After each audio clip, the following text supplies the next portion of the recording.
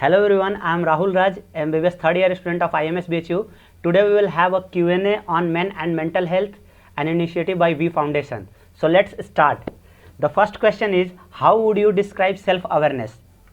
I feel कि जब कोई काम को हम कर रहे हैं तो उस वक्त उसको सबकॉन्शियसली ऑब्जर्व करना, और जब कोई काम हम कर चुके हैं उसको एनालाइज करना कि हमने कैसे किया या क्यों किया.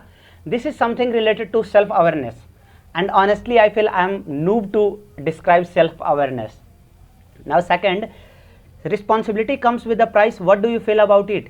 Yes, of course, because responsibility is an investment, और हर इन्वेस्टमेंट की एक कीमत होती है जो हमें चुकानी पड़ती है. फॉर एग्जाम्पल कि हमारे पेरेंट्स ने ये रिस्पॉन्सिबिलिटी ली कि हम बर्थ से एडल्टहुड तक हमें पूरा केयर करेंगे, तो उसकी एक इन्वेस्टमेंट लगी उनकी, चाहे वो टाइम की हो, इमोशंस का हो और पैसे का हो. सो इसकी एक कीमत हुई जो उनको चुकानी पड़ी. And third is, conventional belief Alice is meant to be a negative being. Your opinion on it? हाँ, ये होता है, और मुझे इसका एक रीज़न लगता है कि पास्ट में जो कुछ भी हुआ, चाहे वो सोसाइटी के लेवल पे निगेटिविटी हुई या वुमेन्स के अगेंस्ट कुछ निगेटिव हुआ, तो हम ये मानते हैं कि उसके लिए कौन रिस्पॉन्सिबल है. तो डायरेक्टली हमारा ध्यान जाता है कि मैन, क्योंकि वो उस टाइम पे डोमिनेट कर रहे थे. तो ये एक पॉसिबल रीज़न हो सकता है according to me. And next, depression is still a far cry from acceptance. What do you feel about it? No doubt, this is my personal experiment.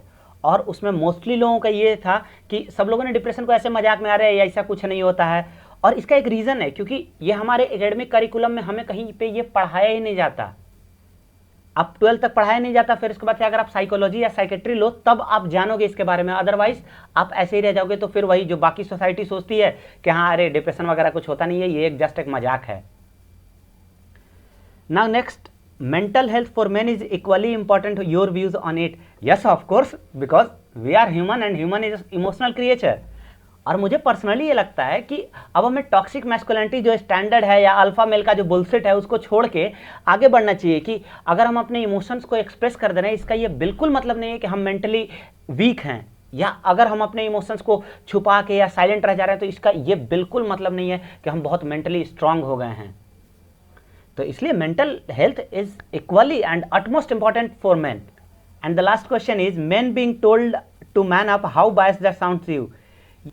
I think this is completely outdated and a senseless approach. कि कोई आपसे किसी problem का solution मांग रहा हो और आप ये बोल दें अरे तुम मर्द हो, तुम कर लोगे, ये क्या लॉजिक है?